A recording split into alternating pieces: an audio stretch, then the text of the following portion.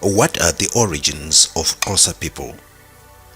The majority of the Xhosa people are mainly found in South Africa's Eastern Cape area.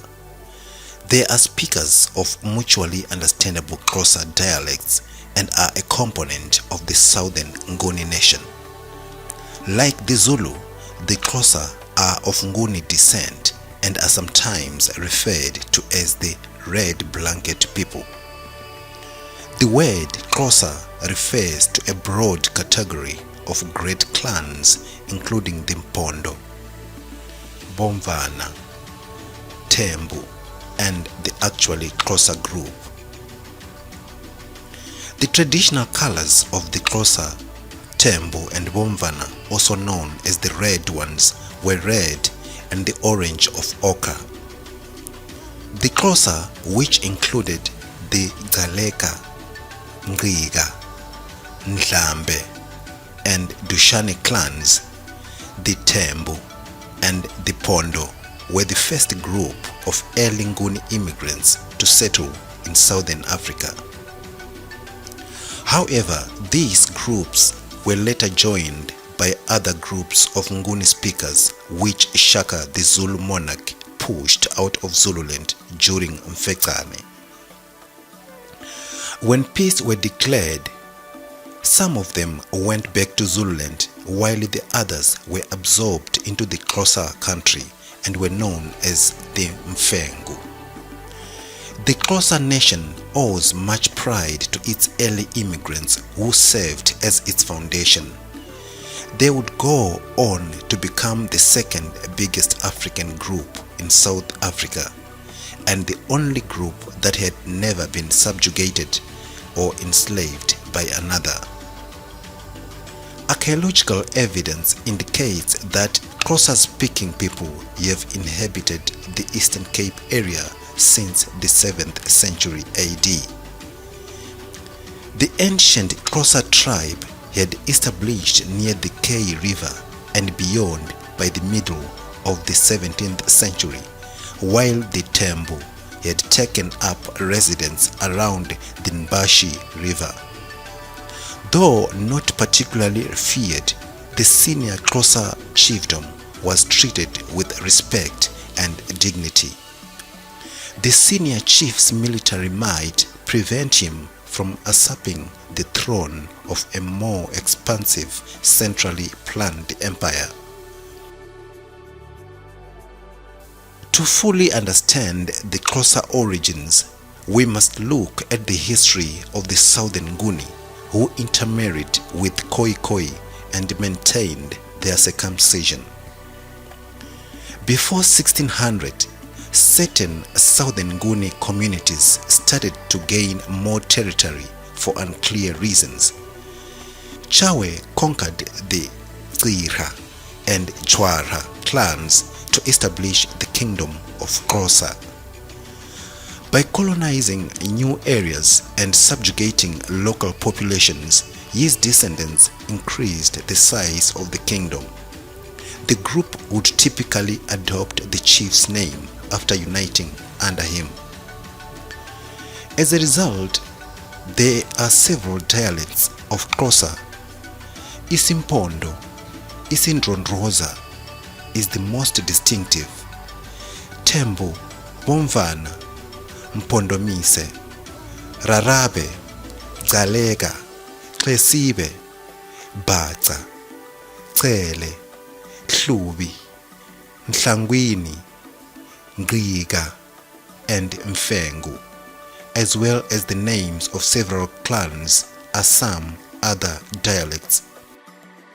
In contrast to the Ndebele and Zulu peoples in the north, the king's status as the head of a lineage did not bring absolute monarchy upon him.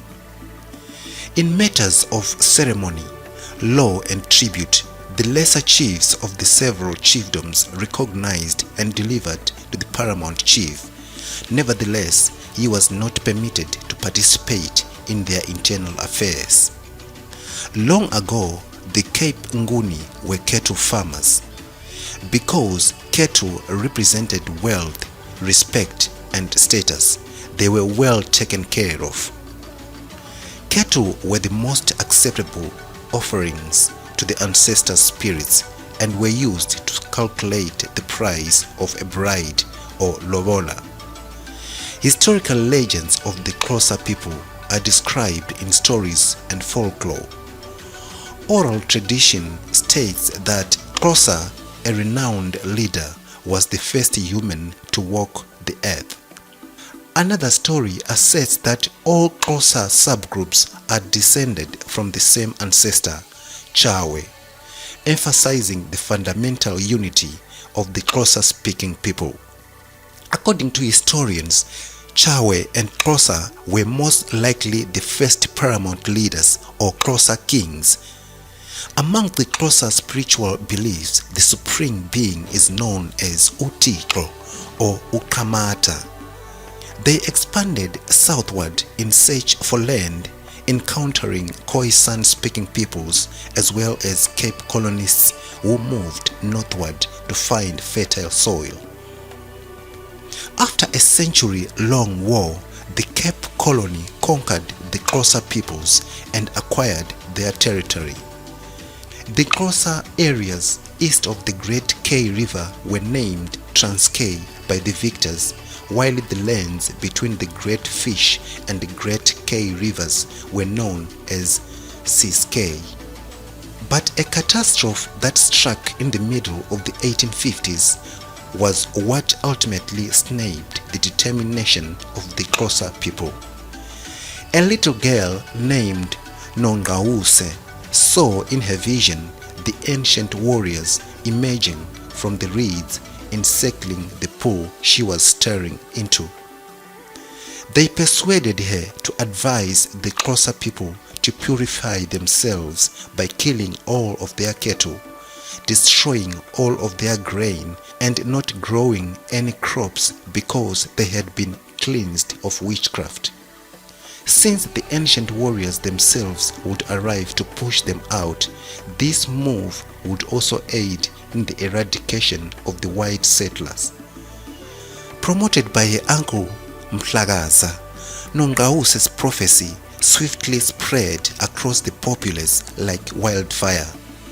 About 20,000 people starved to death in the aftermath, and an additional 30,000 were dispersed among the white farms in the periphery, where they looked for jobs to supplement their food supply.